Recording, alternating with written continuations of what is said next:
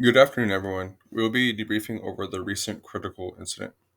On June 6, 2023, we responded to a shots fired call at the 1200 block of Town Center Drive. Our dispatch received multiple reports of two male subjects and one female physically fighting in the parking lot of the Century Stonehill Apartments, followed by gunfire. Witnesses reported that one subject fled on foot, while a male and female got into a small red car and drove away at a high rate of speed. Due to the high volume of 911 calls, dispatchers were unable to provide us with real time updates over the radio, limiting the information available to us. All available officers not actively on a call for service responded immediately. The first officer who arrived on scene arrived just as the fleeing vehicle was exiting the complex. Upon arrival, our first officer contacted witnesses, obtained a partial license plate and vehicle description, and checked for injuries. Shell casings in his shoe were located in the middle of the parking lot, prompting the request for additional units. As more of us arrived, our sergeant did a good job and assumed incident command. We secured the scene with crime scene tape and began gathering witness statements. At least 40 people had gathered in the parking lot, requiring us to manage the crowd while conducting our investigation. Nearby apartment buildings were checked to ensure no stray rounds had struck them. Our one apartment was found to have been hit by gunfire, and we made contact with the residents to confirm there were no injuries or fatalities. To expand the search for suspects, we coordinated with outside agencies to establish a perimeter. Detectives from the Criminal Investigations Division were also requested. A roaming team was deployed to search nearby apartments and neighborhoods for the fleeing suspects.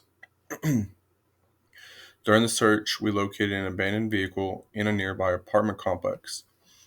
This vehicle matched the description and partial license plate provided by witnesses. The vehicle was registered to a known subject with a history of involvement in multiple shots fired incidents. We secured the vehicle as evidence.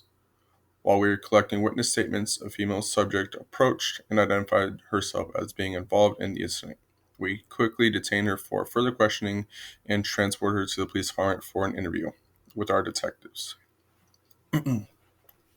Why we took some of these actions? So, to preserve evidence, crime scene tape was deployed immediately to prevent evidence contamination. To get suspect identification, we obtained a vehicle description and partial license plate, which were critical for locating the suspect vehicle through license plate reader cameras. We collected witness statements to reconstruct the sequence of events, obtain suspect descriptions, and determine their direction of travel.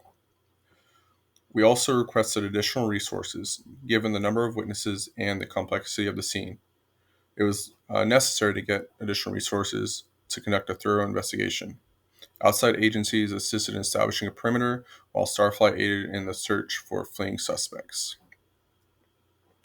Some areas for improvement. Dispatch communications. Due to the high volume of calls, dispatchers struggled to provide real-time updates over the air. Moving forward, prioritizing radio updates for responding officers would improve situational awareness. Perimeter control.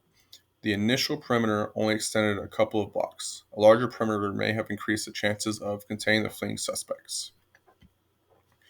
Unexpected suspect return. One of the involved suspects voluntarily returned to the scene. While officers handled the situation appropriately, future debriefs should consider the possibility of suspects returning and reinforce inner perimeter security. Incident documentation. Logging all involved agencies and individuals on scene was completed, but should be reviewed to ensure thorough documentation for future reference. Resource availability. We were stretched thin due to simultaneous calls for service and other ongoing critical incidents. We requested assistance from the local sheriff's department, constable's office, and helicopter support, which helped maintain perimeter security. Our agency had adequate equipment, including flock license plate readers, which were instrumental in locating the suspect vehicle. However, additional surveillance cameras in high crime areas would enhance our investigative capabilities.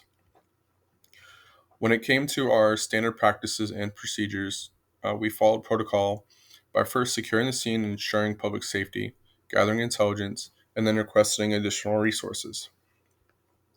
There were no deviations from standard procedures. The supervisor appropriately took over the incident command, allowing officers to focus on the investigation. No immediate policy changes are needed based on this incident. Some unique circumstances that took place. The unexpected return of an involved subject highlights the need for continued vigilance in securing crime scenes. No outside agencies self-assigned to assist. We had to request assistance, and we assigned them appropriately based on what we needed. Future training should emphasize handling large-scale disturbances with high witness involvement to improve efficiency and information gathering. To keep the community informed and reassured, our department used our local alert systems and social media to notify residents that the incident was isolated and that there was no ongoing threat. The department emphasized that there was no need for concern regarding public safety. Given that this was the second shooting of the year in the area, increased patrols will be deployed to provide an additional sense of security to the public. Our public information officer responded promptly to inquiries from the media on scene, providing accurate and timely information about this situation. Through the investigation, our detectives were able to piece together the events from the detained female subject and identify the two male subjects involved in the incident. As a result, an arrest warrant was issued for the male subject who fled on foot, as he was determined to be the aggressor. If anybody wishes to say anything that they wish we could improve on, any additional training, any comments, you're free to do so now. The floor is open. Thank you.